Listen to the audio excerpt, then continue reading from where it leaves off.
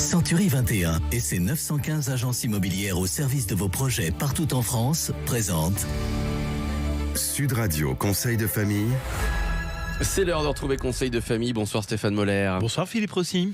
Stéphane, vous êtes associé au sein du cabinet VIA et nous nous retrouvons chaque soir pour parler finances, immobilier, droit de la famille en fait, pour parler de gestion de patrimoine. Aujourd'hui, nous allons essayer de comprendre quelles sont les particularités dans la gestion de patrimoine pour les personnes en situation de handicap. Oui, chez VIA, le pôle handicap regroupe 3 types de clients. Les majeurs sous tutelle ou sous curatelle, les mineurs, souvent orphelins, et les personnes ayant subi des accidents de la vie. Ce soir, nous parlerons essentiellement de cette 3e catégorie. Et donc, pour répondre à la question, comment une personne handicapée peut-elle se constituer un patrimoine sans modifier les ressources qu'elle perçoit au titre de son handicap? Et j'imagine qu'il y a de nombreuses contraintes à prendre en compte, comme par exemple évaluer les dépenses liées au maintien à domicile et adapter ainsi la gestion du patrimoine financier, mais aussi prendre en compte les ressources de la personne handicapée et notamment les allocations dont elle bénéficie. Oui, d'autant qu'il y a un sujet central dans la gestion du handicap, c'est que les allocations dont bénéficie la personne handicapée dépendent, comme on le verra, de la typologie de ses autres revenus.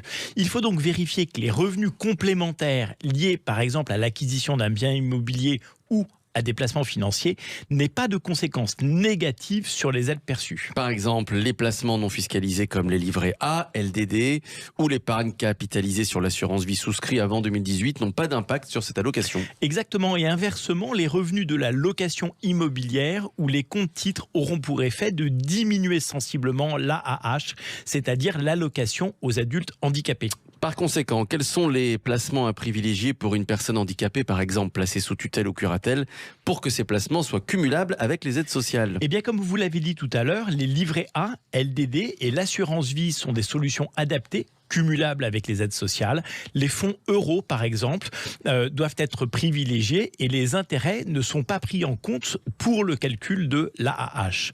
Mais en cas de retrait, la part des intérêts fiscalisés eux, sont retenus pour l'AAH. Il y a aussi le contrat d'assurance vie épargne handicap. Il s'agit d'une assurance vie dont les intérêts acquis en fonds euros ne sont pas soumis aux prélèvements sociaux.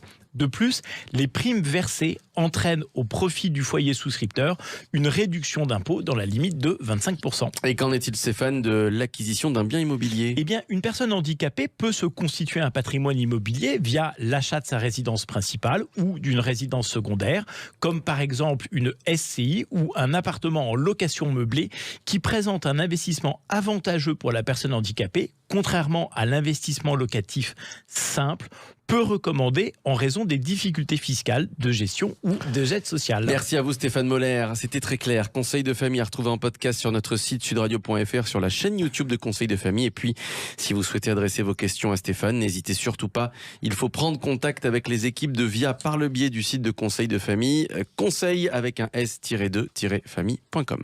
C'était Sud Radio Conseil de famille.